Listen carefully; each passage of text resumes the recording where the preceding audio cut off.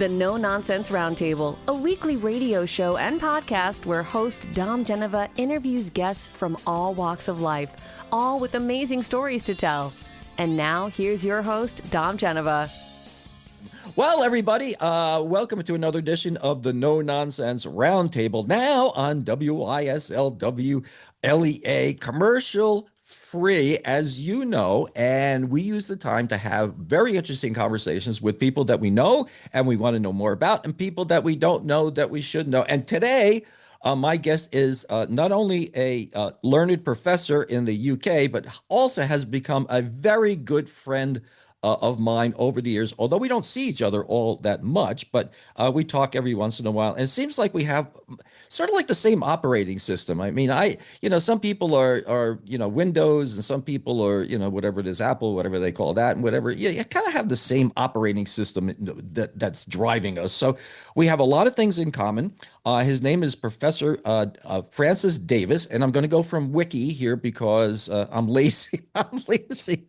Professor Francis Davis is a prominent UK-based academic policy advisor and social entrepreneur focusing on public service reform, social innovation, and religious studies.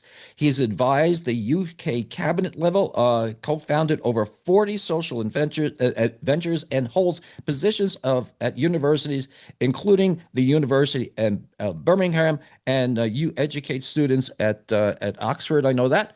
Yeah, I'm very proud and that Cambridge you are, as well. Yeah, and yes. I am actually impressed that you are not embarrassed to be seen in the same room as a schlub like me. no, it's an Schlub. honor. It's an honor. Always an Well, honor and a joy. well, Yeah. now, do you have Yiddish words are very common here in New York, especially in the New York City area. Do you use the word schlub at all? Don't know that one. So the one I do know is Lechheim, because a friend of mine Okay. used to use it all the time. So to life, and I Yeah. love that spirit of celebration. So Yeah, well, there's a schlub. A schlub is a well-meaning sort of fool, and then there's a schmuck, and a schmuck is literally a part of a part of anatomy, and it means a jerk. So you got all there's a right. schlub in that, and then fakakta, something's fakakta, it's just this screwed up, and there's meshuggah. Meshuggah is crazy. So if you live in the New York City area, this is what where I came from. This is what you learn. I had a very learned rabbi on my show once. And I said, he said, well, I have this big congregation. I said, yeah. He says, well, we had a big congregation of Jewish people in Glen Cove where I grew up too. And he says, oh yeah. I says, yeah. I said, but the thing is in Glen Cove, New York, I said, your people in Brooklyn probably are all, pretty much the same. I said, but you're either Catholic, Jewish, or rich. Because you can't be old. No, you can't. No, because it was the Catholics and the Jewish people that were building the things for the rich people. Well, So, it's interesting that the Jewish community in UK is per capita one of the most successful economically, and I think that's because they've been long established, but uh-huh. also they were brought in a long time ago because of their particular skills around diamonds, right? Long time ago Uh-huh. under Cromwell.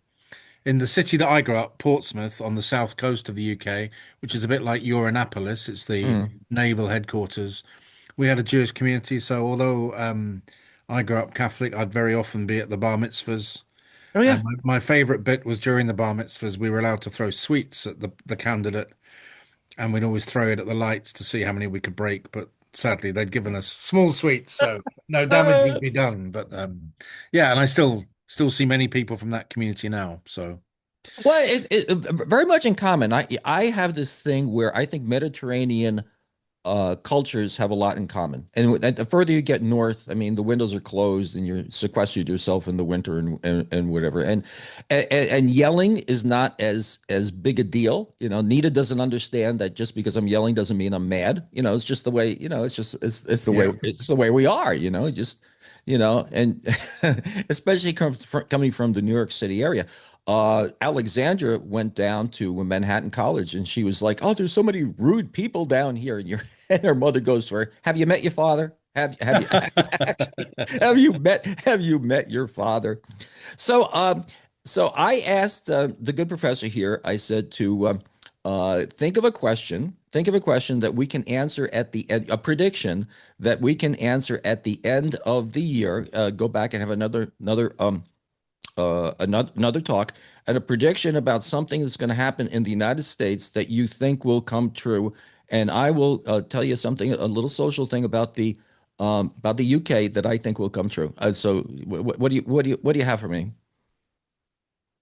So my guess would be, or my judgment is that as the police here start to dig deeper into the Epstein scandal and uncovering lots of new information because of what's come out in the big dump that was done recently in the States, um, that some senior Republican that we don't know yet will get caught up in what's happened, either because of their presence or because they will turn up on what look like hundreds and hundreds of flights from the States back to the UK, moving girls back and forward.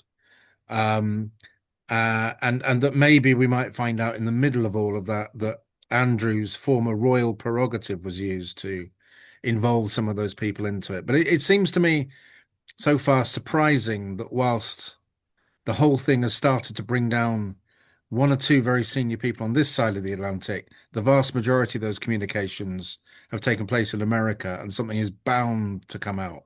Now, how far up the Republican tree that goes, it will be very interesting to see in due course. Well, I think I'm going to agree with you with that. I think this is the case where um, you you are going to be put in a room and the prosecutor is going to tell me everything, give me something to hold on somebody else. And that's the way pretty much that they work. So Andrew right now has been arrested for giving away secrets, okay, Yeah.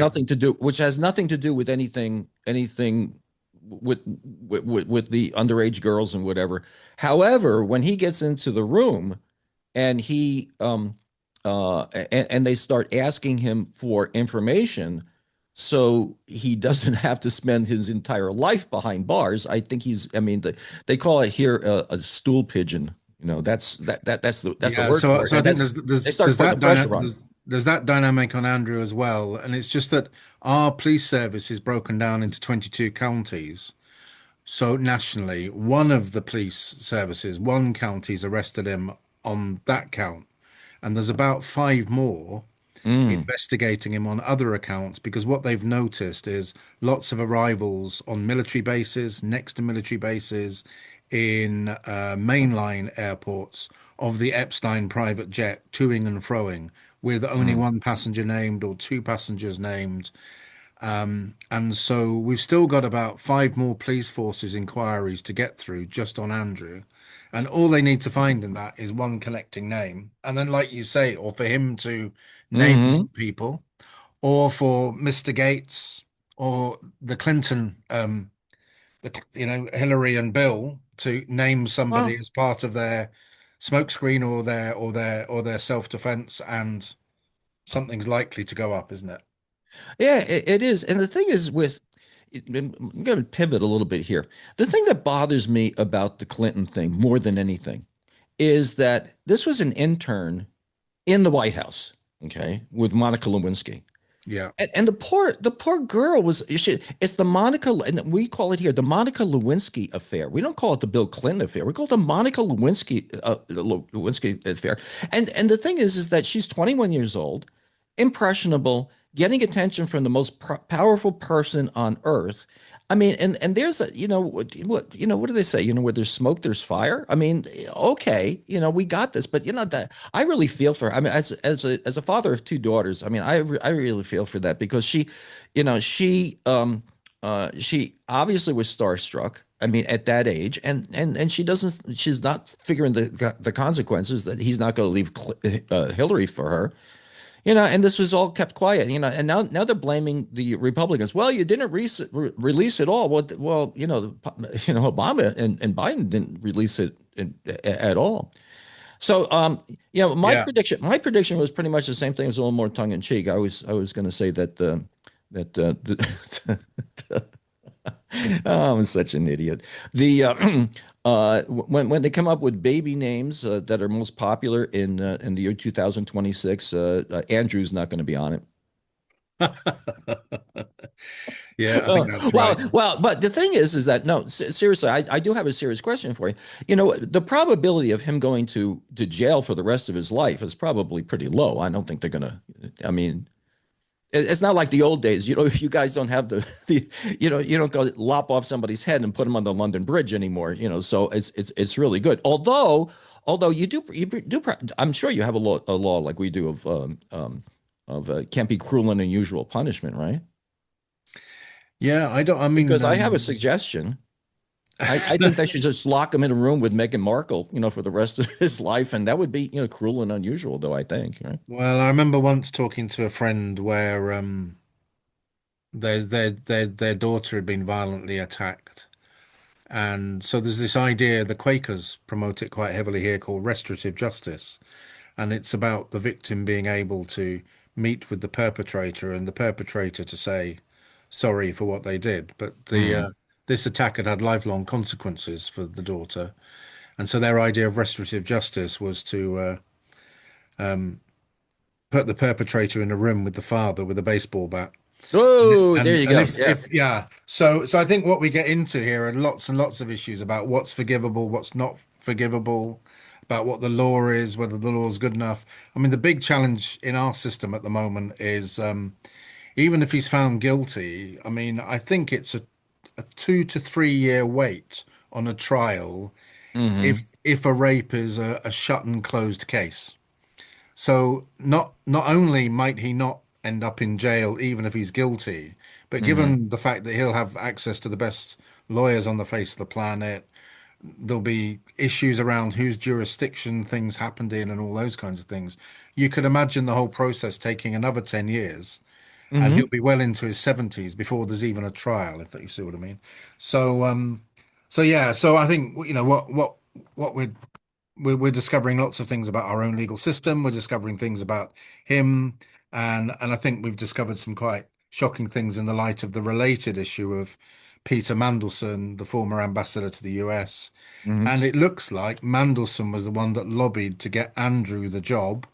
Ah, So I okay. suppose what we're going to see at some point is an email from Epstein telling Mandelson to lobby to get Andrew the job, and then all of that becoming looped up. And so some commentators are saying this goes right to the heart of our politics, that that somehow, and I don't know if this resonates in the US, that somehow now all parts of all of our political parties have become so sort of captured by Yes. big bucks, big global bucks, Hmm. that it's really hard for any ordinary congressman or parliamentarian to genuinely represent the people that voted them in now, because they're always having to kind of play off these sort of unaccountable global institutions, pots of money, pressure Oh, point, yeah. party donors. So, yeah. Well, the thing is that um, you become elected, and then your job becomes uh, to be elected. That's, I mean, the very nature of becoming elected. Now you have to raise money so you can be elected again. So that requires an enormous amount of money. And the way that the system has worked out, at least here, is that you have this unreasonable, incredible amount of money that is being back channeled. They call it NGOs, non-governmental organizations. So you can back channel millions of dollars to an organization that is basically controlled by one of the people in government, and it is being used for whatever. I mean, this thing in I, how familiar are you guys with this thing? It's the Somalia thing that happened in Minneapolis. There's Um, $20 billion worth of government assistance that was handed out. You guys may not be as aware as we are here. That was handed out, and this young entrepreneur, this young guy, 22, 23 years old, goes to all these daycares in Minneapolis, and he finds that these daycares are nothing but storefronts, and they're getting millions and millions of dollars. Somalis, it's a Somali community. They're getting millions and millions of dollars, and it's going nowhere. I mean, one of them has a sign out front, lurging center or something like that. It's not even spelled right, and he's finding a business upon business upon business that doesn't actually exist at all, and the money went to economic development money, and and it's an extraordinary cancer in this whole system. And so they're going and they're finding these other places that where the money's spent, that nobody knows how this organization got this money, and it went through this NGO and whatever. But the money is bastardizing the political system. It certainly is. I mean, on Yeah, one yeah, side or yeah. the other is billionaires contributing money, and And you we don't know had where it it lies. during the lockdown. There were some cases of, on the one hand, there was a fast track introduced for procurement for things like protective clothing, and some Mhm. companies sprung up from all over the place to source this protective clothing or to claim they manufactured it. And there's one famous case where a Scottish couple, I mean, she was actually a donor to one of the political parties. A company appeared from nowhere. The money went from government to procure the product. The money went straight offshore to an offshore tax island called the Isle of Man, which is between Britain and Ireland. And then when the protective clothing arrived, it wasn't usable by the health Hmm. system. The government have tried to follow up on that, and all of the companies have been closed down or gone into liquidation, and the money is gone. And so we had lots of that. I mean, even my own son is a chef, and he was due to get some of this furlough money from the Hmm. restaurant that he was working at, but it turned out that the man that owned the restaurant had not done his paperwork correctly, so the chefs didn't get their furlough money, but the owner of the restaurant still got some money to put a new kitchen into his restaurant. So I think where there are large flows of money, crime will appear. Where I'm sitting, there's an issue around gangs. It's two Albanian gangs fighting with each other, and that Hmm. includes trying to get access to money.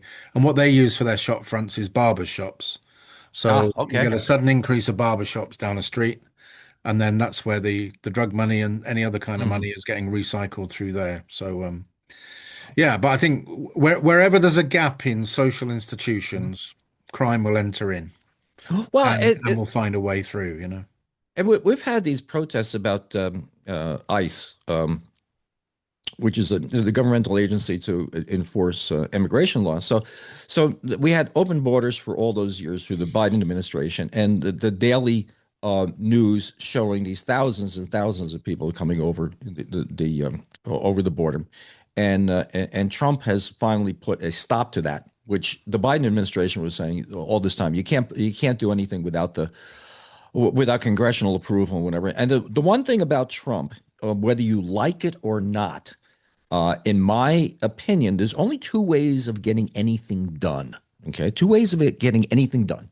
You either need cooperation or domination. You need everybody to agreeing to something, like congressionally speaking. You need everybody agreeing to something, or enough people to agreeing to somebody to get 51%. Uh, or you need 51% of the people you control to follow you so you can get what you want. So it's either cooperation or domination. And the thing with Trump is that so they're saying he does things that are unconstitutional. I don't know, and I'm not going to make a judgment whether it's unconstitutional or not, but it certainly stretches the limits of it. It's in the gray areas of this and that, the other thing. And if you are, it's like there are people that are vilifying him for kidnapping Maduro. Well, he was indicted in the United States. I mean, he was allegedly the head of this drug cartel who actually wasn't a legitimate president of Venezuela, and they're protesting, saying that he did something bad. Well, I don't know. Yeah, I don't know. He should have gotten congressional approval. First of all, you're not going to get congressional approval for something like that anyway, because they can't agree on anything. And then Yeah. you're vilifying them for, I mean, okay. I mean, yeah, I got that. I got that. That stretches it. Blowing up drug boats, I got that. That stretches the Constitution. Okay, like what's your alternative? So, if you take a look at this thing with Iran with bombing the nuclear facility, no, it's going to take years. So he gets this general, and the general says, no, we can do this in like 3 weeks. Okay, and he Yeah. goes and bombs Iran. So the thing that you're afraid of where he might be drawing the line someplace, and somebody doesn't like it all that much, and there's some Well, there's some there's some there's some result to that, so. yeah, I mean, having worked around government, I think the key thing, I mean, not on the military areas, but on the military areas especially, but in other areas as well. The key thing that you'd hope is that a decision maker like that has really good advisors who are experts in what they're doing, Yeah. that they are balanced Yes. between those with a relatively high appetite for risk and those on a relatively low appetite for risk. And then that means that the judgment maker can make a call based on balance, just like the board of a company. But sometimes, of course, what politicians do is they only surround themselves with high risk takers, all right, or they like someone so much they forget to check whether they know anything about it, and then they end up in a pickle. And I suppose the other thing, I mean, here in the UK, there's a problem, and I don't know how it works out because your system's much more federal, but like the small boats that cross from France into England, they all land in Mm. a county called Kent. Now, the border, the defence of the border of Kent, essentially, that coastline, is the responsibility of the national government. Okay. But if those people land on that boat, they become the responsibility for being locked up in temporary accommodation, for social services, for schooling, for health, of the budgets of government that have all been localised to Kent. So what you've got is national state failure means that the boats can still Hmm. land, and it's actually also a failure of collaboration with Europe or with mainland Europe. But then all the burden ends up with local branches of the state in that county of Kent. And so one of the really interesting things there, of course, is that people have got very angry that they can't get their local kids into local schools and that pressure Hmm. on health service. And so that area is now voting for reform, which is a bit like Right. British MAGA for the first time. So that's been a conservative area for as long as the world can remember. And suddenly the conservatives were wiped out and income reform, yeah. And so I think one of the things that's going to change as a result of all these kinds of dynamics is new voices are going to emerge because they want to get things done more quickly. Hmm. And then they're going to get surprised because it's not as easy as some at least think. Well, what one of the things that um, has come to the top here is when you have immigration, are the people that are immigrating, are they assimilating? And Ronald Reagan had a statement years ago, and he says you can go to Germany and you're never going to be German. He says you can go to France, you're never going to be French. He says you can come to the United States and you can be an American. Says Yeah, and he says if you and even Teddy Roosevelt wrote about this. He said if you're going to come to the United States, he says you become an American and you act like American and you assimilate. Anybody who wants to come here and just transfer their culture here yeah, is not somebody that we should be encouraging to come.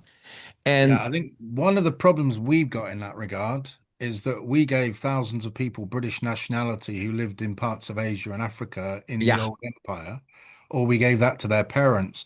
So when they arrived here, Hmm. they arrived as British. And Yes. so, which was the British culture? The one they brought with them, which they'd been given a passport for, or their mum and dad had, or the one that they met with the cricket pitches and the warm beer and the pretty churches? So, Right, Francis. That's exactly where I was going with that. right. Sorry. That's Yeah. exact. No, no, no, no, no. Because I want you speaking about this because that's one of the things now that we're having these riots because ICE is going to they're going and they're basically rounding up people that are allegedly illegal aliens, and there's a question they're undocumented, illegal, and illegal, and seriously, if they're here and there's a law against them coming without due process, then they are illegal. At least most people feel that way. Now the thing is that there's two things going on. One is that a couple of people have gotten rounded up in this thing that maybe shouldn't have been rounded up. I understand that. I have analogies. I I'm not a very educated person, but I have a lot of analogies. It's sort of like You go and they fish for tuna, and in the tuna net, you got a couple of dolphins. Yeah, I got that. I mean, nothing's perfect. Yogi Berra, our Yogi Berra, our famous ball player from years ago, said, well, if the world was perfect, it wouldn't be. But the thing is that I got that. I got that. But now we have people that are protesting, and there's not peacefully protesting. Peacefully protesting. I had a very wonderful conversation with a woman who she's in her 80s now, and she used to teach people back in the day in the 60s and 70s how to get arrested because she was part of the social movement back then. She goes, our idea was, and I'll just kind of paraphrase what she's saying, was to gum up things. You know, Yeah. when the bus drivers go on strike or the people that are collecting the garbage go on strike, you're gumming up things. You're making things difficult for people, but you're not throwing rocks. You're not throwing rocks, and you're not getting in their face, and you're not being a threat to them.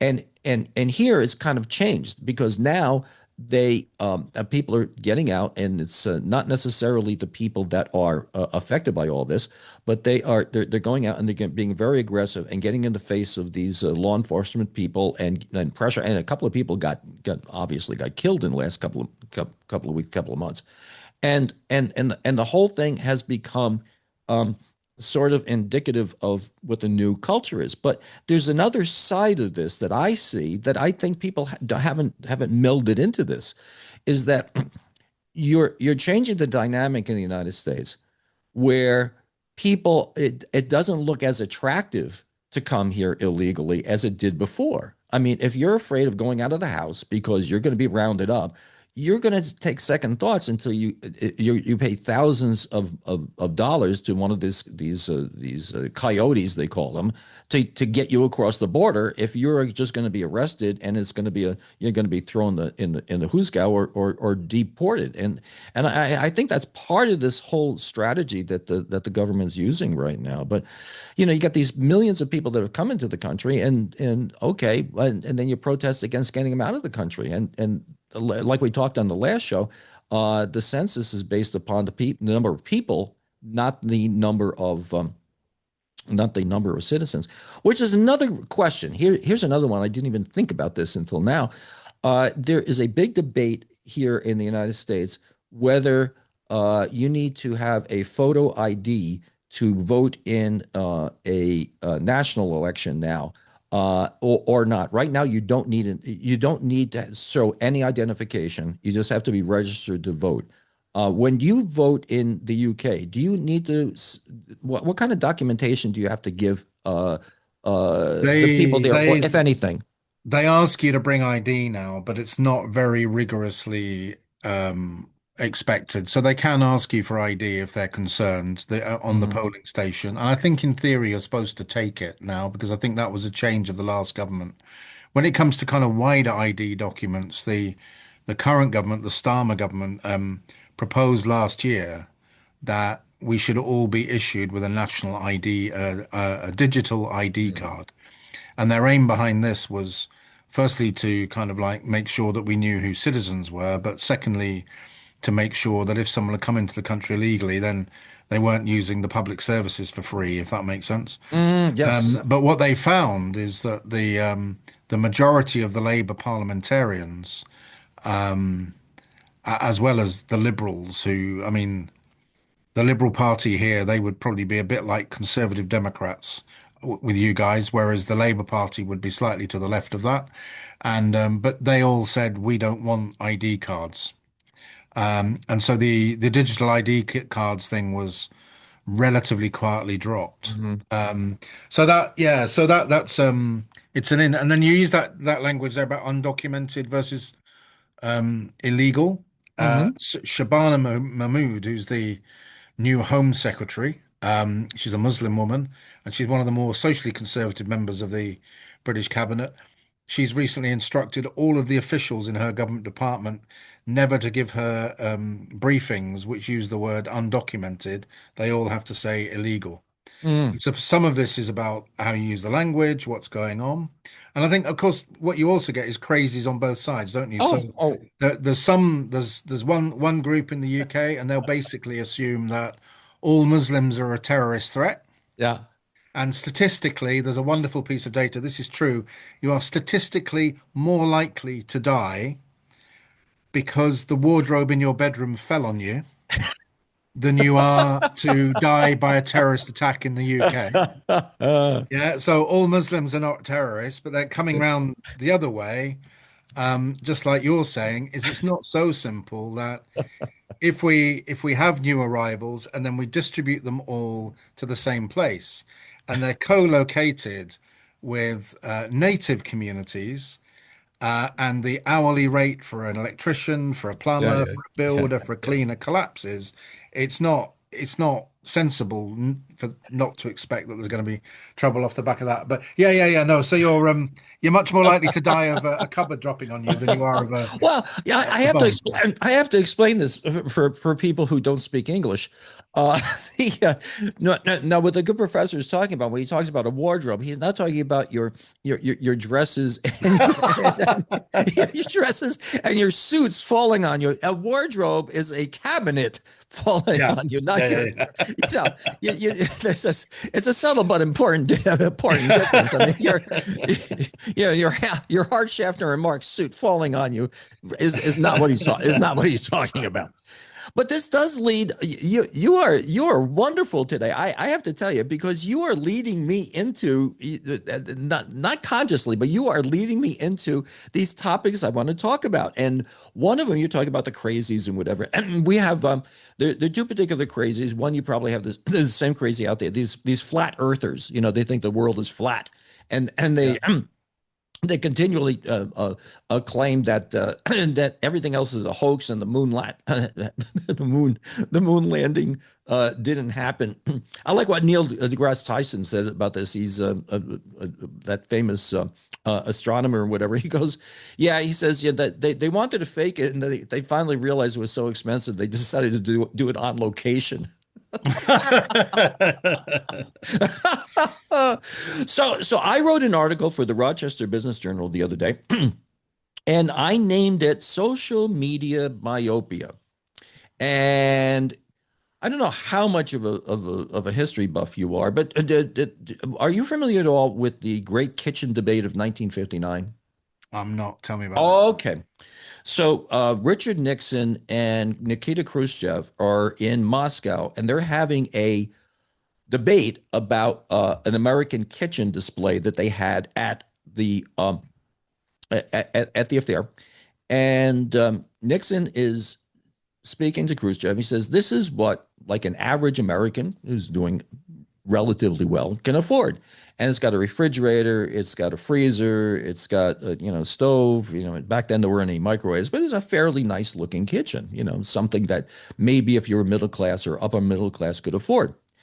And he was saying that was the benefit of capitalism. Benefit of capitalism is that you could have this. And Khrushchev is saying, well, we don't believe that. We believe in equity of outcome. Says not everybody can afford that. So here in the USSR back then, we believe that we are concerned with the greater good of everybody, all told equally. And they had this debate.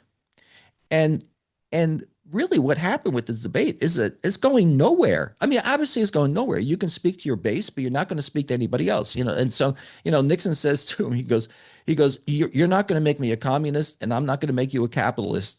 This is where we're going to have to end this whole thing. And I'm looking at this, and that's very evocative of what's happening online. You have these people that are screaming and screaming. You're not convincing anybody of anything. And the thing, and I'll send you a couple of videos that I made from very prestigious people that I interviewed about this whole topic, is that you don't know, especially if you're in business, you don't know who you're offending when you do that. When you get up and you say that Donald Trump is a pedophile, and anybody who thinks that way, blah blah blah blah blah blah. Well, if you're looking to sell tickets, or you're looking to be somebody for a sponsor, people are going to avoid you and avoid where you stand and just not frequent your business or your performance, and you won't even know it. The fish are not coming down the stream to you, and I think that a lot of people are going online. They are venting. Maybe they're satisfying their own ego, but they don't understand the checker on the second move, and and that's that's one of the things. So I don't know. Like I said, I'll send you the link to these things. But like I said, it's a phenomenon. It's a phenomenon. I think people here we call it like, especially with the Trump thing, we call it the Trump derangement syndrome. He can't do Yeah, anything no, right and to we, and some we people. And he could say the sky is blue, and they're going to say that, or the same thing with the Democrats. No, what they say, they're not right, and these people are just venting. So.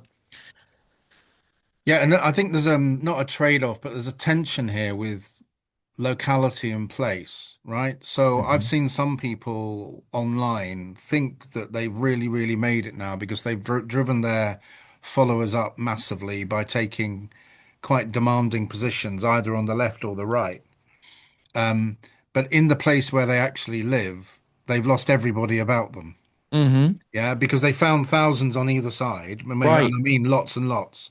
But actually, when you walk down your local street, or when someone comes into your retail outlet, or your dealership, or Mhm. your local school, chances are within 3 square miles, you've got all human life, right?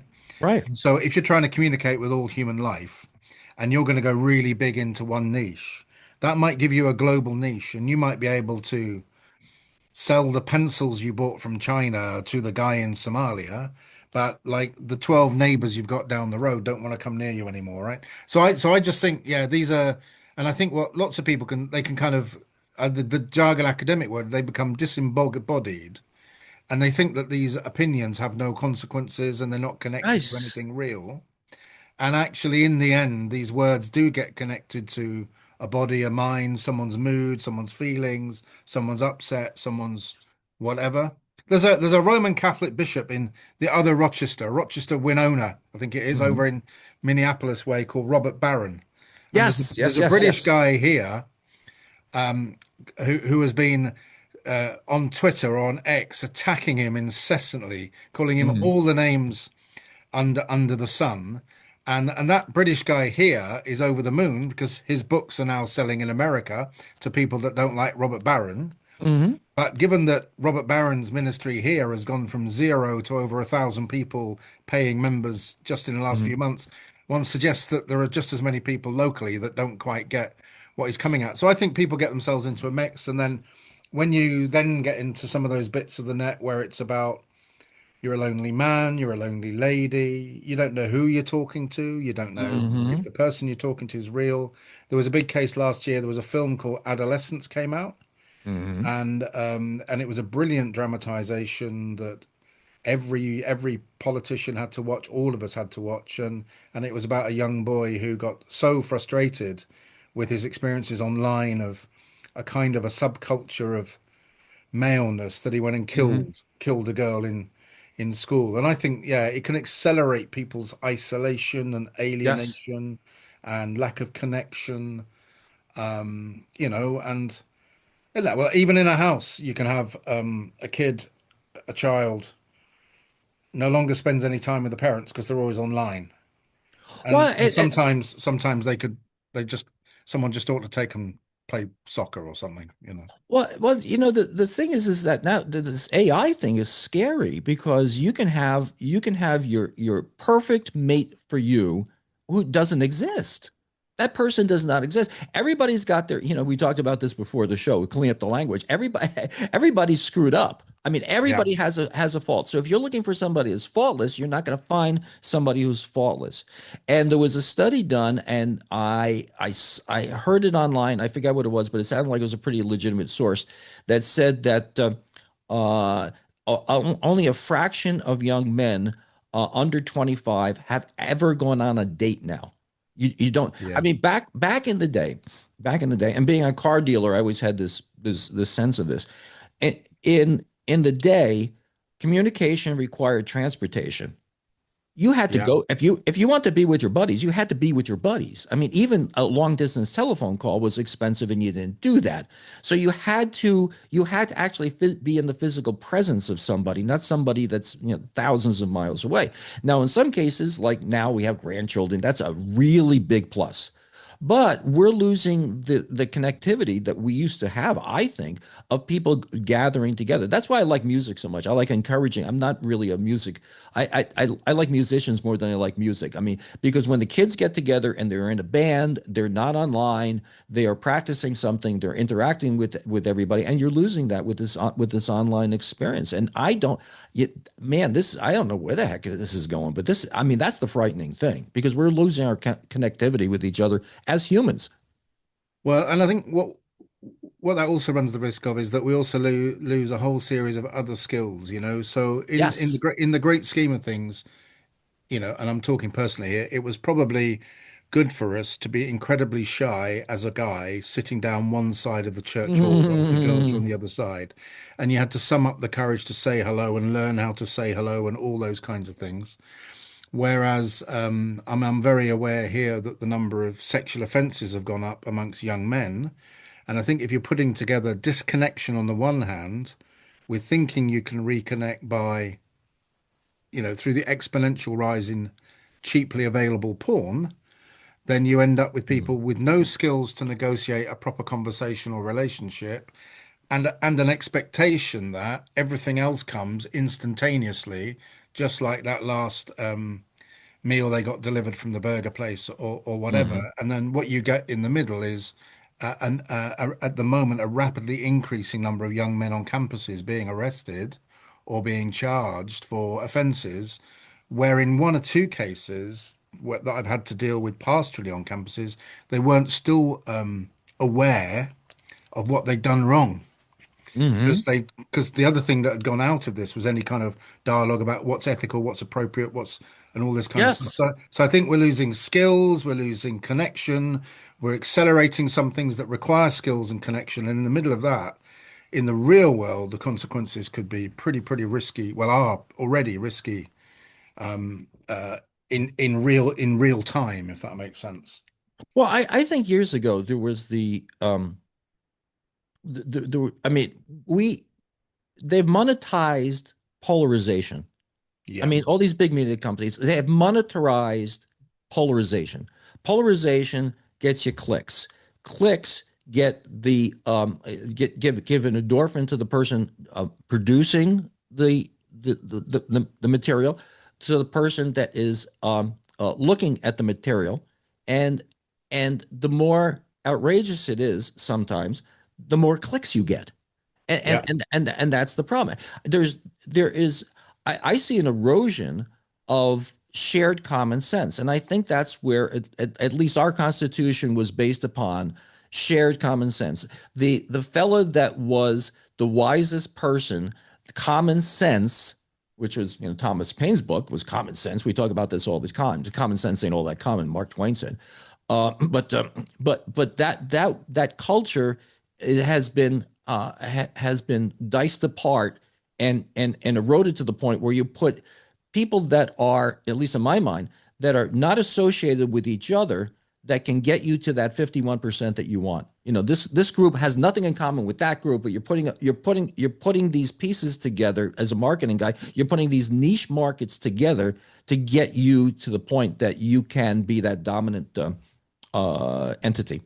Yeah, I think common sense and common communication, and I think there's also the potential here for some kind of common ground. Because if I Mm-hmm. sit with some conservative friends of mine, they'll say that the situation that we've ended up in these areas is a sign of moral decay because there's not that common sense and there's Mm-hmm. not that common communication. And in good families and in good neighborhoods, you know, that's always been the case. But if I then sit with some friends a bit further to the left, they'll say that where social media has ended up is the natural progression of a particular kind of capitalism that's always trying to create a new niche.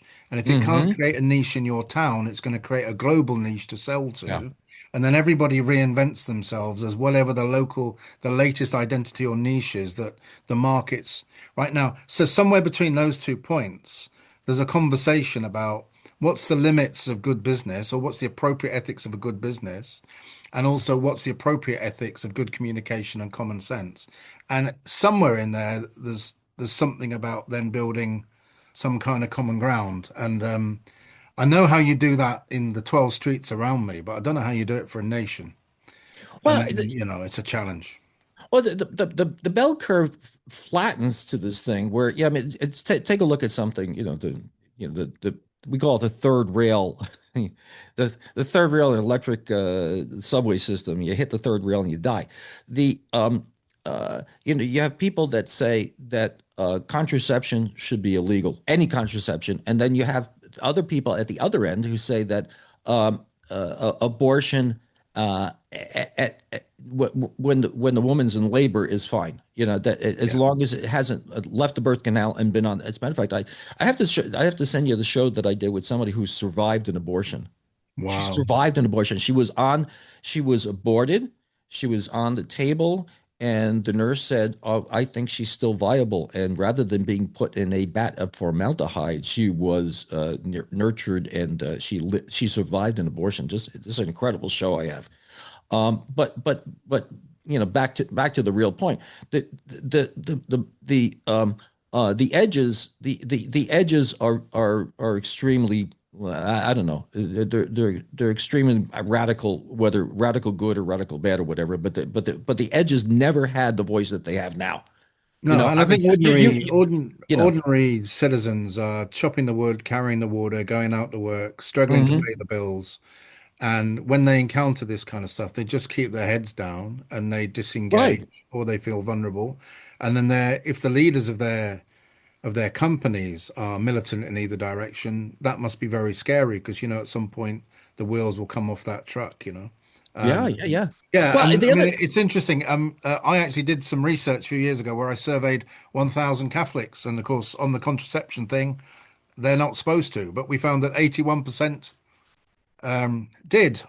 Mm, But also, 81% did what? I mean, I missed that. 81% of the Catholics were using Oh, contraception. yeah. Yeah. Yeah. Okay. Yeah, yeah, yeah, yeah. Which was slightly higher than the national average, and but they had a lower abortion rate than the national average. Hmm. So kind of like, was that win-win?